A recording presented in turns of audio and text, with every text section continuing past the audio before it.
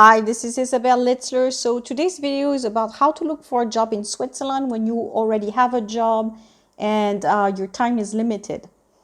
So the first thing to understand is that you have to be extremely disciplined when it's going to come to finding a job, because obviously you only have the evenings and the weekends to work on this, maybe holidays or time off.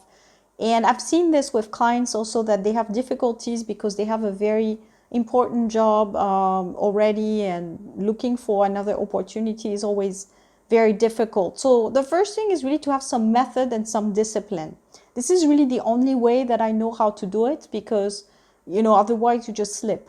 There's no other thing than that. I mean, you start maybe watching a bit of TV, maybe going out with friends, and next thing you know, 6 months later, you haven't even started.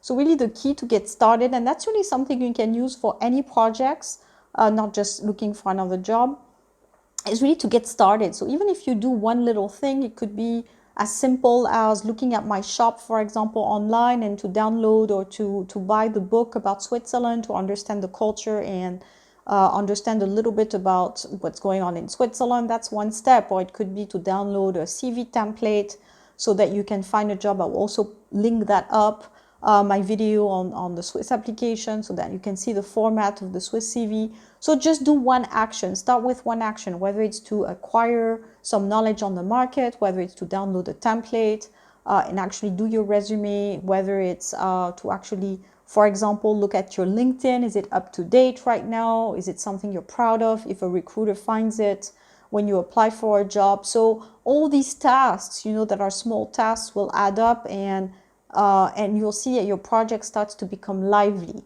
Now, that said, it's not easy to do on your own, because again, next thing you know, a friend calls, urgency happens, and again, you're slipping. So if you're really serious about finding a job in Switzerland, this is your dream, this is your big project for 2020, I would say, check my free webinar.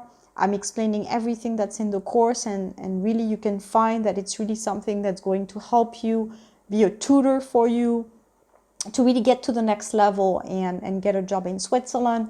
So sometimes you do need the help. I mean, it's difficult to do things on your own, especially if you're the type of person who has a little bit of difficulties with discipline and following up, and really keeping up with everything. I mean, most people, unless they have something, either they have a very big reason to do something, because maybe it's their dream, or it's a very strong feeling that they have, or it's a reward that they see at the end. Everyone has different why, or their different method.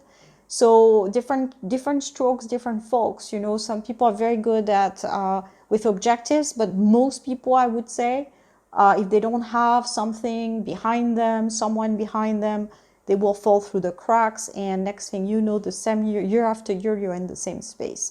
So that's why I suggest also to check the free webinar, because it's free and it's already giving you a lot of information on how to manage the steps to get a job in Switzerland. So that's number one. Number two is that then you will have to manage preparation for interviews. If you're not, especially if you're not based in Switzerland, it will have to be probably on Skype at the beginning until they ask you to come over for a real interview.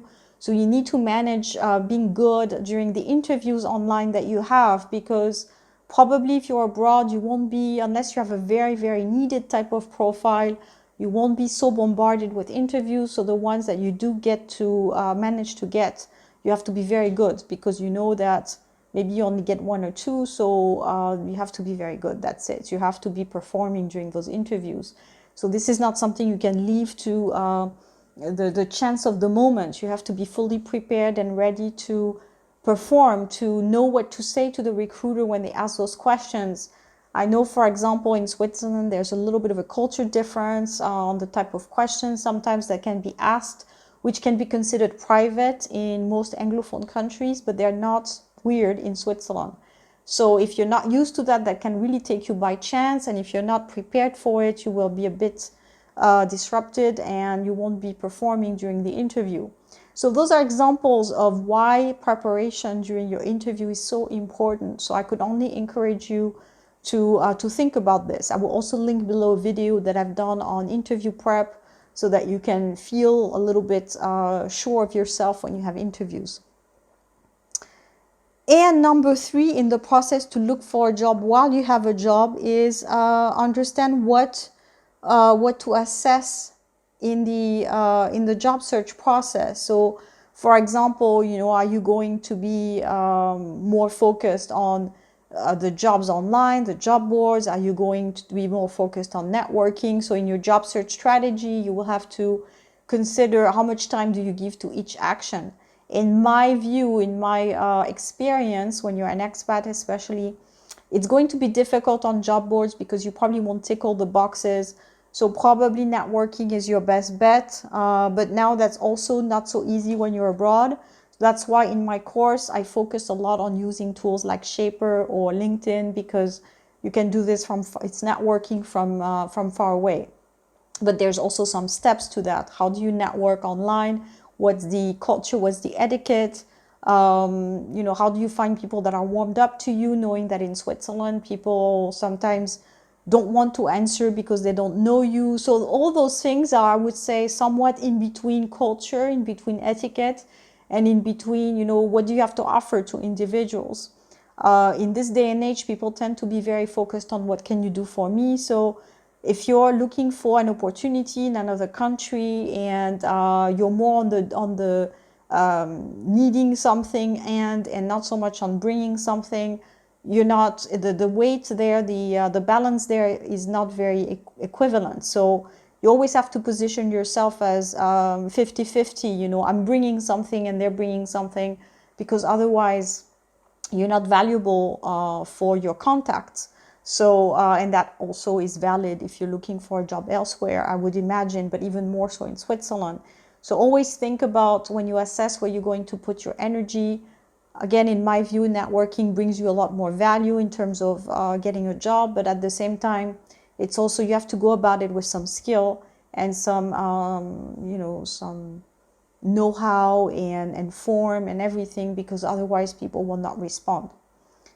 So I hope this video gave you some insights. Again, I tried to put a lot of links in this video so that you can do some more research on your own and find out where you need help and where is an area that you need to get more knowledge about to be more successful in your job search.